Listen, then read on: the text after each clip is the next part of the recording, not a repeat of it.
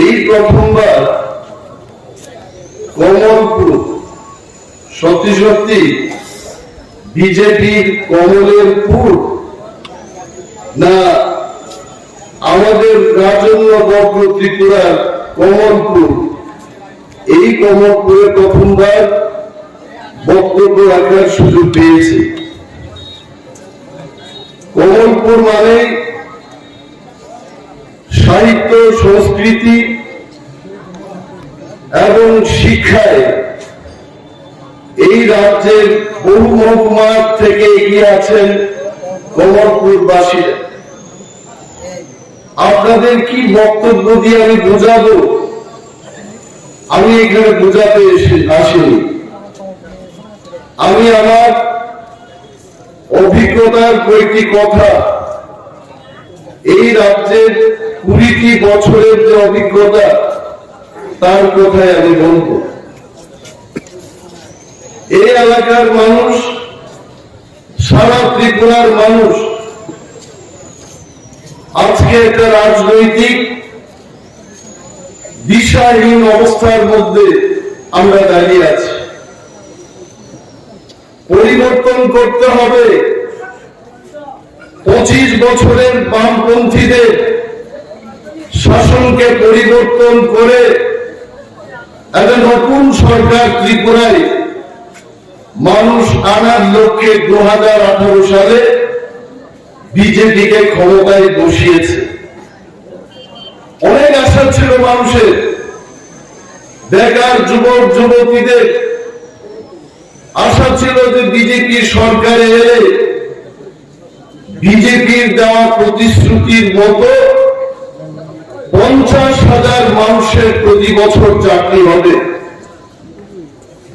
সুন্দর কথা বলেছিলেন সেই দিন বিজেপির যিনি সর্বভারতীয় নেতা সুনীল দেওধর, মিস কল দিলেই চাকরি হবে, অ্যাপ্লিকেশন জমা দেওয়ার কোনো দরকার নেই, শুধু মোবাইলটা হাতে নেবেন, একটা মিস কল দেবেন, আপনার যোগ্যতা অনুযায়ী চাকরি হয়ে যাবে। মানুষ অত্যন্ত আনন্দিত ছিল এবং সে আশায় বিজেপিকে ক্ষমতায় বসিয়েছে। আজকে প্রায় 5 বছর শেষ। যিনি সেই দিনের কান্ডারি ছিলেন বিজেপির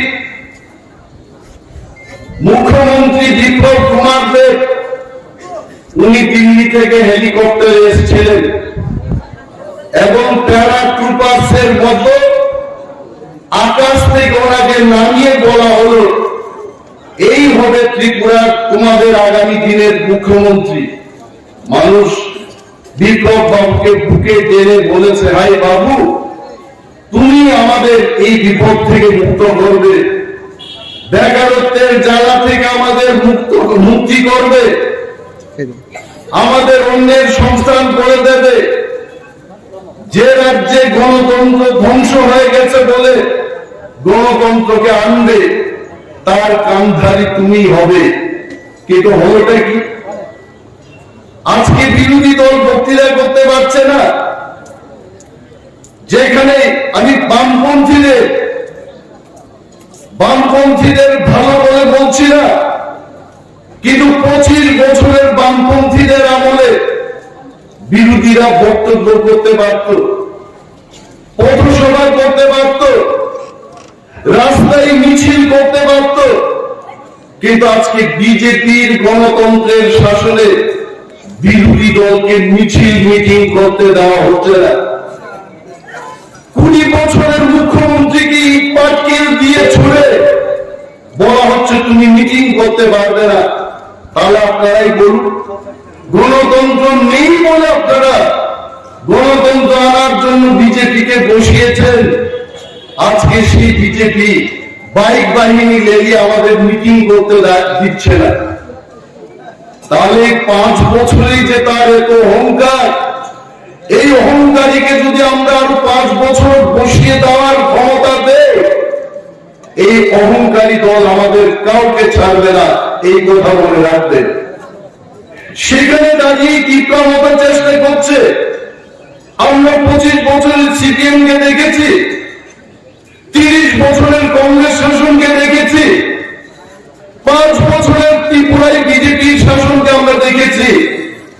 আমরা দেখেই বলেছি এইবার মানুষের সত্যিকারের মুক্তির যে পথটা খুঁজে আনবে সেটা মহারাজ প্রভু কিছুর মালিক বর্মাই পারবে। এবং যারা আজকে বলছে যে টিপ্রা মনে হচ্ছে টিপ্রাসাদের দল, এখানে বাঙালি মণিপুরি মুসলিম কোন জাতি গোষ্ঠীর জায়গা নেই, আমি আপনাদের আজকে সেই দিকে একটু আলোচনা করব।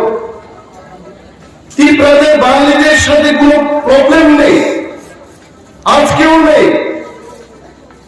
ইতিহাস আপনারা পড়ুন, ইতিহাসের দিকে তাকিয়ে দেখুন, বাঙালিদের সাথে এই রাজ্যে টিপ্রাসাদের কোনো প্রবলেম ছিল না, আগামী দিনও থাকবে না। যারা বলছে যে টিপ্রা মহোদয় ক্ষমতায় এলে যারা বাংলাদেশ থেকে এসছেন তারা ত্রিপুরায় থাকতে পারবে না, এটা কাদের কথা? এটা কি টিপ্রা মহোদয়ের কথা? এটা কি মহারাজার কথা? এই কথা হচ্ছে যারা ত্রিপুরা মাথার ভয়ে ত্রিপুরা রাজ্য থেকে আগামী 1.5 মাসের মধ্যে পালিয়ে যেতে হবে, তারাই এই কথা বলছে, এটা আমাদের কথা নয়। রাজন্য আমলে এই ত্রিপুরা রাজ্যে আমরা ত্রিপ্রাসাদের সংখ্যা গরিষ্ঠতাই ছিল, এটা আপনারা কেউ স্বীকার করতে পারবেন? মহারাজা বীরচন্দ্রের কথাই বলুন, মহারাজা রাধা কিশোর মালিকের কথাই বলুন, মহারাজা বীর বিক্রমের কথাই বলুন, এই পার্বত্য ত্রিপুরায় ত্রিপ্রাসাদের সংখ্যা গরিষ্ঠতা ছিল। এবং সেই কালে আমাদের এই ত্রিপুরা রাজ্যে রাজার শাসনকালে যারা বাঙালিরা ছিলেন আপনারা সংখ্যালঘু ছিলেন। সেই কালে আপনাদের উপর আমরা আক্রমণ করি, আপনাদের নিজের ভাইয়ের মতো বন্ধুর মতো করে আমরা একই সম্প্রদায়ের সম্প্রীতি রেখে আপনাদের সাথে আমরা চলেছি। আজকে এই ত্রিপুরায় ঐতিহাসিক কারণে ত্রিপুরা রাজ্যে ত্রিপ্রাসাদের সংখ্যা লঘু হয়ে গেছে, এখন আমরা কেন আক্রমণ করব? যারা দুর্দিনে আপনাদের সঙ্গ দিয়েছে, যখন নোয়াখালী দাঙ্গায় হিন্দু বাঙালিরা বিধ্বস্ত ছিলেন সেই পারে, আপনারা ভেবে দেখুন ত্রিপুরার মহারাজা সেখানে গিয়ে বলেছেন আসুন আমরা আপনারা ত্রিপুরা রাজ্যে আমার স্বাধীন ত্রিপুরায় আসুন, আপনারা শান্তিতে বসবাস করবেন। ত্রিপ্রাসাদের জায়গা করে দিয়েছে, আপনাদের অন্যের সংস্থান করে দিয়েছে। আরো একটি কথা বলছি, কংগ্রেস যখন শাসন করত ত্রিপুরায়, বাস্তুহারাদের জন্য আন্দোলন করত ত্রিপ্রাসারা, কমিউনিস্ট পার্টি করতে ভয় পেত বাঙালিরা। সেখানে গাড়ি ঘোড়ার ব্যবস্থা ছিল না, ত্রিপ্রাসারা পায়ে হেঁটে গিয়ে আগরতলায় মিছিল করে বাস্তুহারাদের ভূমি দিতে হবে, জায়গা করে দিতে হবে, ঘর দিতে হবে। সেই আন্দোলন কিন্তু বাঙালিরা করেনি, ত্রিপ্রাসারাই করে আপনাদের এখানে জায়গার ব্যবস্থা করে দিয়েছে। এই কথা ভুলে যাবেন না। কেন তাহলে এই কথা বলছে? যারা আজকে বলছে যে আলাদা রাজ্য করে ত্রিপ্রাসারা বাঙালিদের উপর অত্যাচার করবে, এমন কিছু হবে না। আসাম রাজ্য থেকে মিজোরাম তৈরি হয়েছে, আসাম রাজ্য থেকে মেঘালয় রাজ্য তৈরি হয়েছে। মেঘালয় এবং মিজোরাম রাজ্য হওয়ার পর আসামিদের কি ক্ষতি হয়েছে বলুন? আসাম রাজ্য তৈরি হয়েছে, পশ্চিম বাংলার মানুষের কি ক্ষতি হয়েছে বলুন? ত্রিপুরা রাজ্যে যদি গ্রেটার ত্রিপুরা ল্যান্ড গঠন করে ত্রিপ্রাসারা তার নিজের মতো করে যদি বাঁচতে চায়, বাঙালিদের কি ক্ষতি হবে বলুন? ক্ষতির কিছু দেখি না। কিন্তু যারা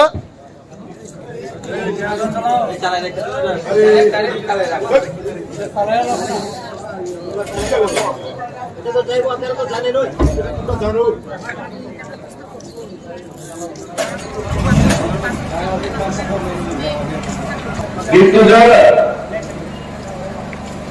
জানে যে ত্রিপুরা রাজ্যের মানুষ তাদের বিপক্ষে গেছে, ক্ষমতায় আর ফিরতে পারবে না, তারাই আজকে মানুষকে বোঝাতে চেষ্টা করছে যে ত্রিপুরায় গ্রেটার ত্রিপুরাল্যান্ড হলে বাঙালিদের বিরুদ্ধে যাবে। বাঙালিরা আমাদের বন্ধু ছিল, আজকেও বাঙালিরা আমাদের বন্ধু এবং ভবিষ্যতেও বাঙালিরা আমাদের বন্ধুই থাকবে। বাঙালি বাঙালি, ত্রিপুরা এবং বাঙালি একই বৃন্তের দুইটি কুসুম, এটাকে কেউ আলাদা করতে পারবে না। গ্রেটার ত্রিপুরাল্যান্ড হলেও আমরা একভাবেই থাকবো, একসঙ্গেই থাকবো। এটাকে তারা অপপ্রচার করে মানুষের মধ্যে ভয় ঢুকিয়ে বলতে চেষ্টা করছে এটা ত্রিপ্রাসাদের রাজ্য হবে, সেখানে বাঙালি, হিন্দুস্তানি, মুসলিম তাদের কোনো জায়গা থাকবে না। আসুন এই ত্রিপুরা রাজ্যে 70 বছর 75 বছরে আমাদের এডিসি দিয়েছে, এডিসি কে টাকা দেওয়া হচ্ছে না। আমরা চিৎকার করছি, দাবি তুলছি। এই এডিসি অটোনমাস ডিস্ট্রিক্ট কাউন্সিলে বসে আমরা দেখেছি যেখানে রাজ্যের বাজেট 26,800 কোটি টাকা, সেখানে 35% মানুষ যারা টিটি এডিসি এলাকায় বসবাস করছেন তাদের জন্য মাত্র 2% বাজেট দেওয়া হচ্ছে 619 কোটি টাকা। এই টাকা দিয়ে আমরা কি উন্নয়ন করব? 500 কোটি টাকা আমরা ব্যয় করছি পেনশন, বেতন, কর্মচারীদের দিয়ে ইত্যাদি দিয়ে এই 500 কোটি টাকা আমরা খরচ করছি। 119 কোটি টাকা দিয়ে সমগ্র ত্রিপুরার 3/2 অংশকে আমরা কি করে উন্নত করবো আপনারাই বলুন।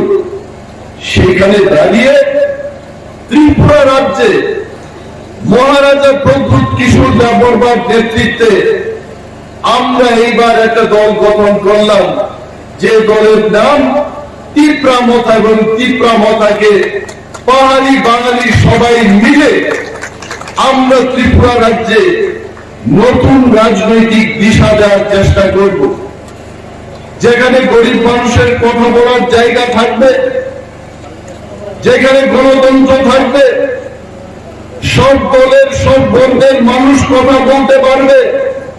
সেই পরিস্থিতি ফিরিয়ে আনার জন্য আমরা কমলপুর এলাকার প্রতিটি সুনাগরিক বৃন্দকে আমরা আহ্বান জানাবো। আমরা সেই সরকারকে বর্জন করব যারা ডাবল ইঞ্জিনের কথা বলে, প্রতি ঘরের সুশাসনের কথা বলে শুধু পোস্টারিং করেছে। সেই দিন দেশের প্রধানমন্ত্রী নরেন্দ্র মোদী এসেছিলেন আস্তাবল ময়দানে, ত্রিপুরা রাজ্যের যুবক যুবতীদের জন্য কি হবে, আমার ত্রিপুরা রাজ্যের লক্ষ লক্ষ মানুষের কি ভবিষ্যৎ হবে, তার একটি কথা উল্লেখ করেননি। এসেছিলেন সেই দিন ভারতবর্ষের স্বরাষ্ট্রমন্ত্রী অমিত শাহ, ওনার মুখেও সেই দিন ত্রিপুরা রাজ্যে আগামী দিন তাদের কি পরিকল্পনা রয়েছে সেই কথার কোনো উল্লেখ করেননি। এটা একটা জিনিস আপনাদের আমি বলবো, মনে হয় এটা গ্রাম্য বাংলায় বললে ভালোই গো।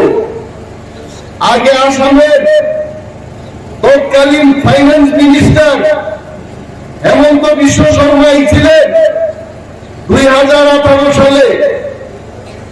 উনি কইছিলেন যে আমার বক্তৃতা রেকর্ড করুন, ত্রিপুরা রাজ্যে যদি আমরা 6 লক্ষ বেকারকে চাকরি না দিই পার্লামেন্টে এমন অবস্থা করেন যে আমরা যেন মানুষের কাছে যাইতে না পারি।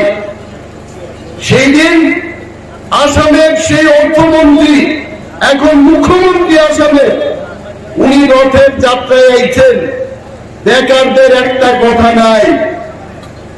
10,303 জন কর্মচারী যাদের চাকরি চলে গেছে, সেই দিন হিমন্ত বাবু বলেছিলেন যে ল ডিপার্টমেন্টের কাছে ফাইলটা চলে গেছে, নির্বাচন শেষেই ল ডিপার্টমেন্ট থেকে এই ফাইলটা বেরিয়ে এলেই নাকি 10,303 জনের চাকরি আবার হয়ে যাবে।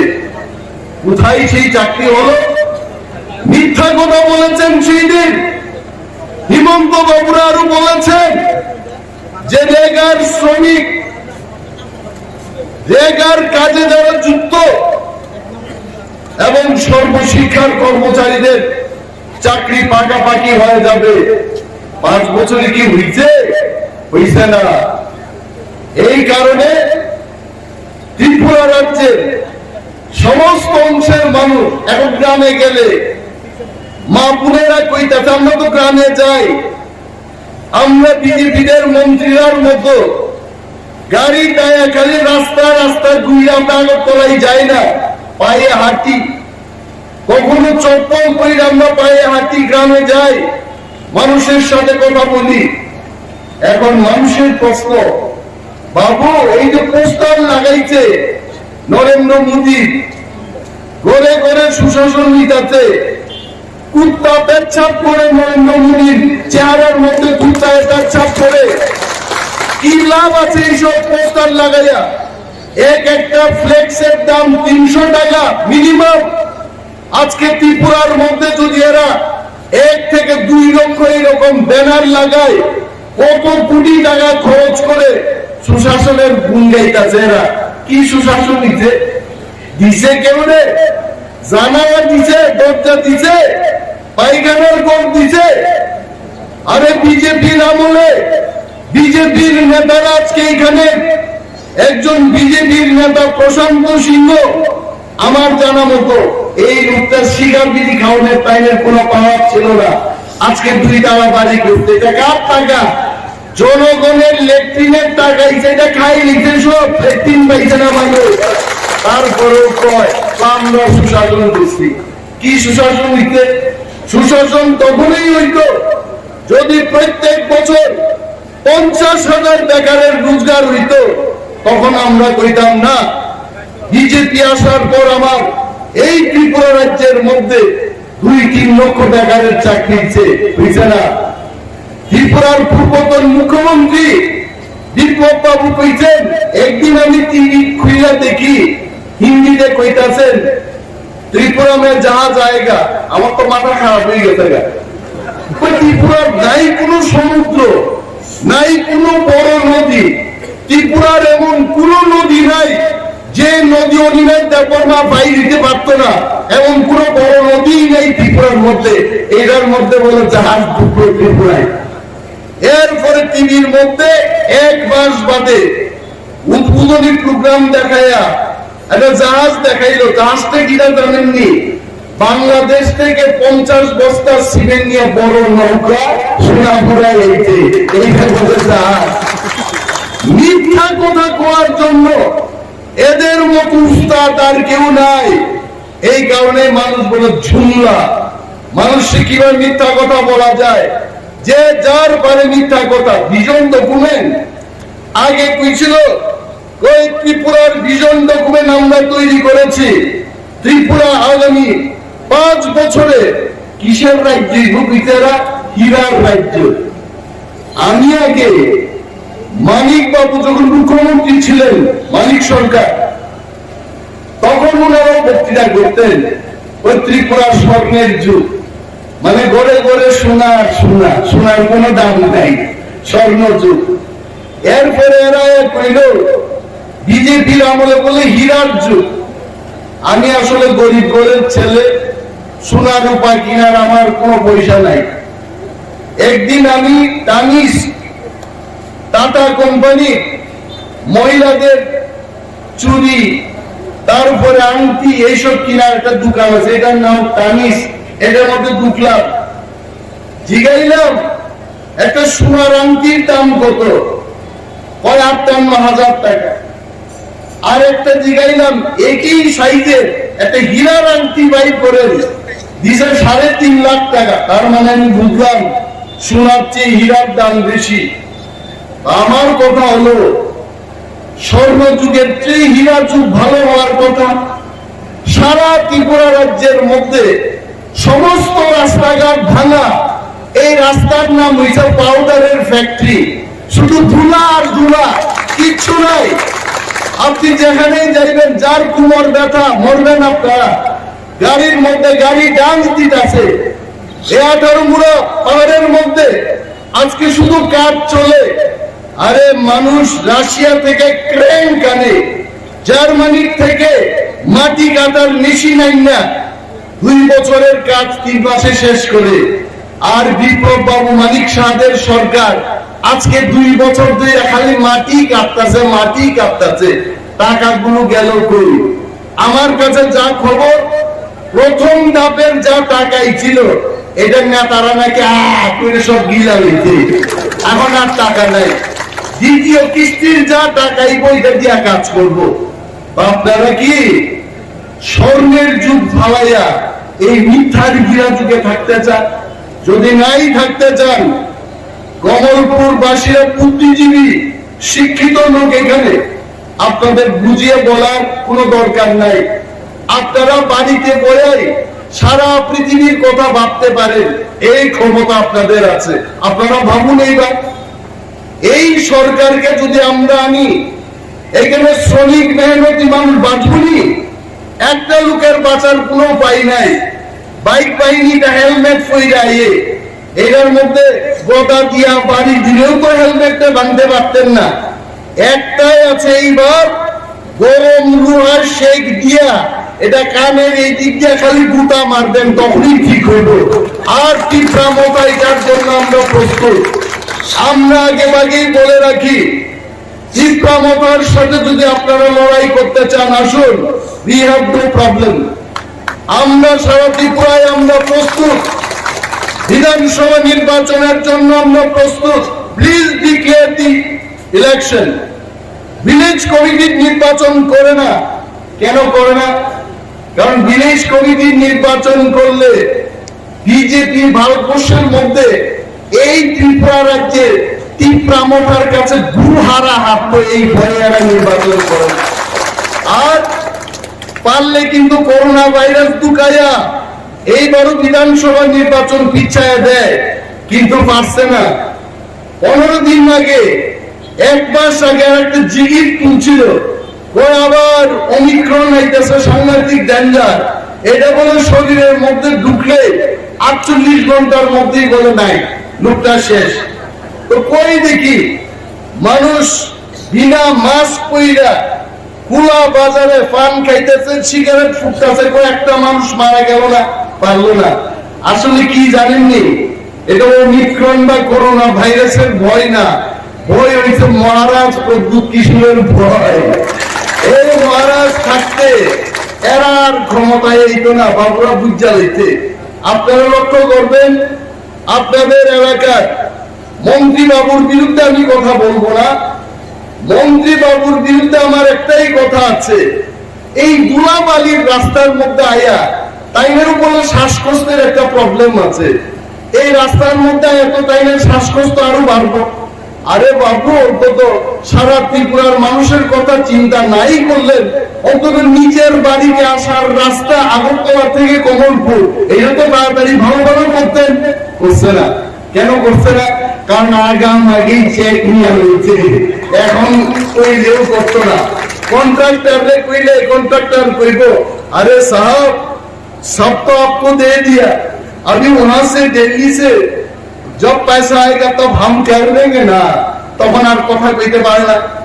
কোন আমলে শুনছেন না আপনারা?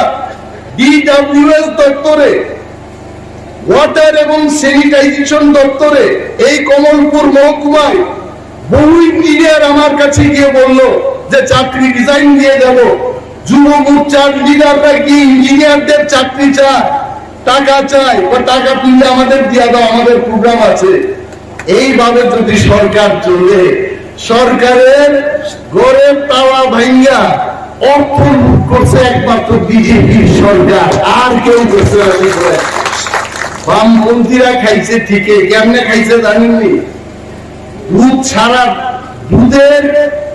দুধ যেখানে গরম করছে এখানে সব দুধ খাইছে না বামপন্থীরা, গরম কইরা জাল কইরা খালি উপরের ছানাটা খাইছে সব। হ্যাঁ, এখানে খাইছে এরা খাইটা কইরা। আর বিজেপিরা ছানা টানা আর বুঝে না, দুধ দেখলে এরা খাইলো, সব খাই আসে। মানুষের কিচ্ছু নাই, কমলপুর, কিসের কমলপুর?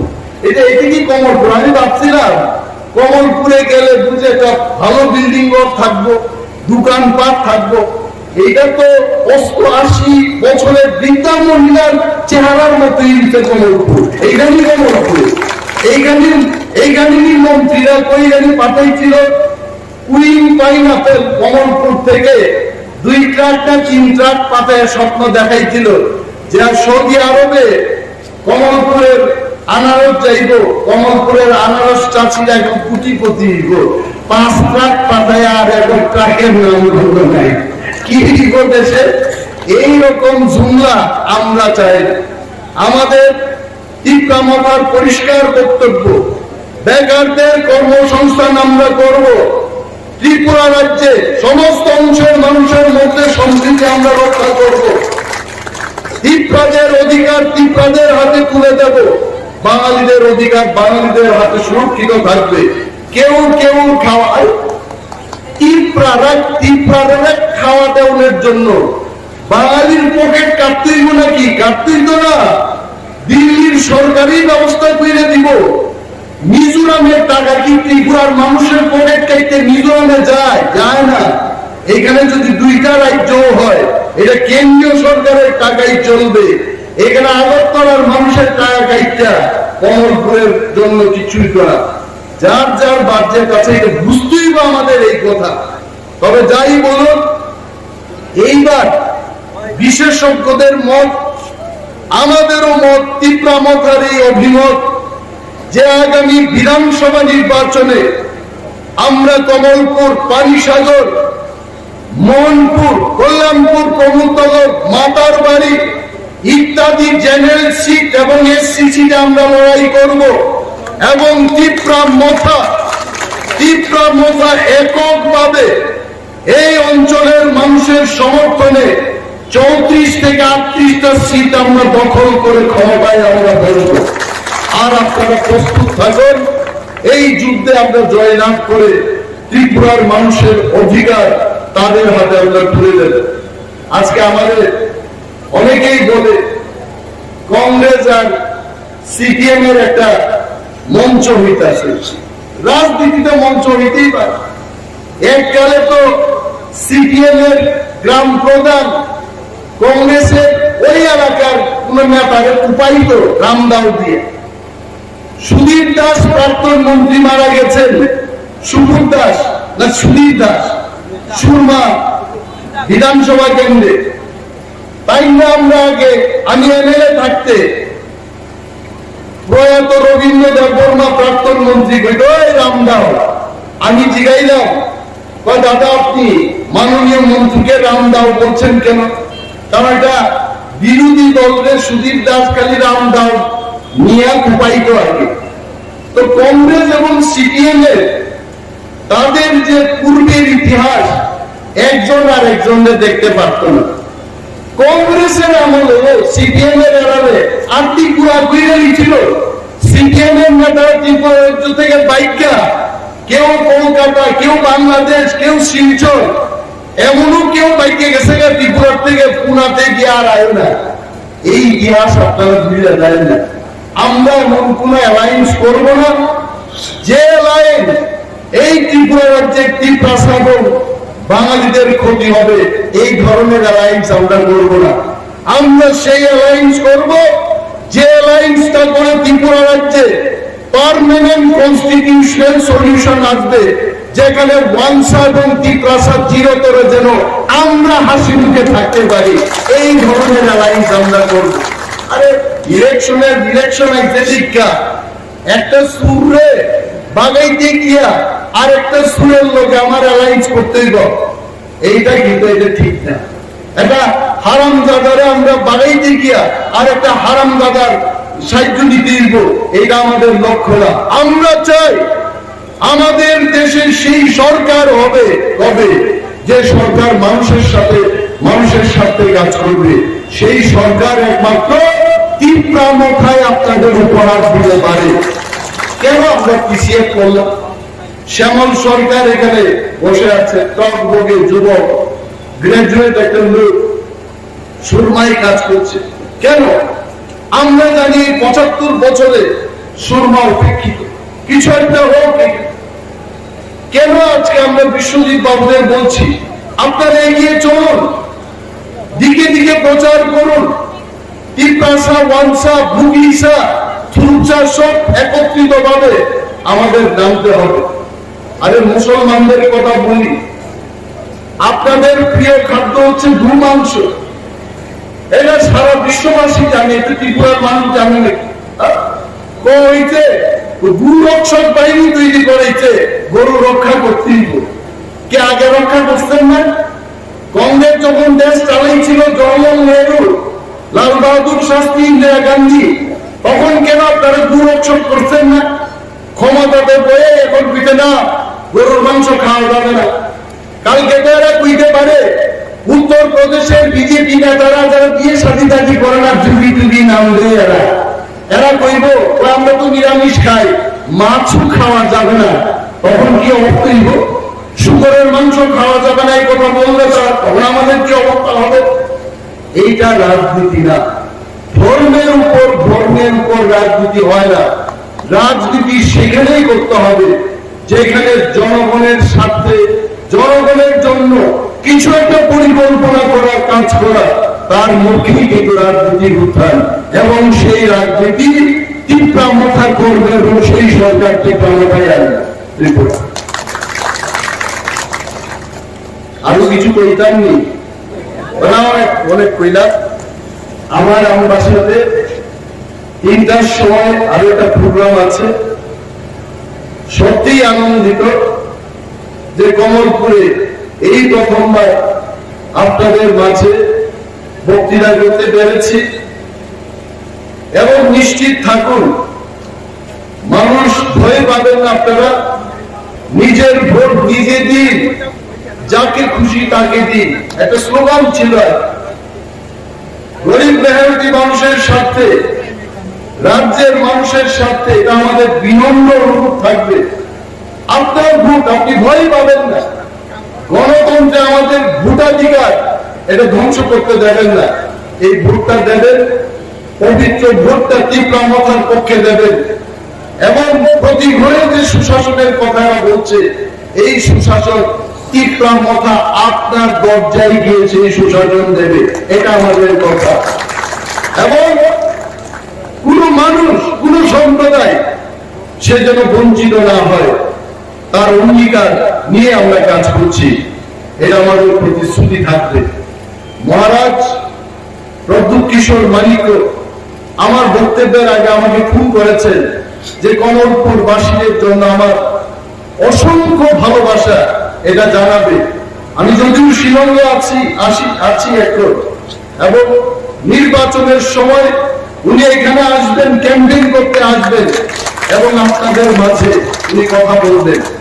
এবং ওনার এই শুভেচ্ছা দিয়ে আমি আমার বক্তব্যকে দীর্ঘায়িত করছি না। এই কয়েকটি কথা বলে আমি আমার বক্তব্য শেষ করছি। তীব্রামথায় প্রথম, গোপাল রায় প্রথম,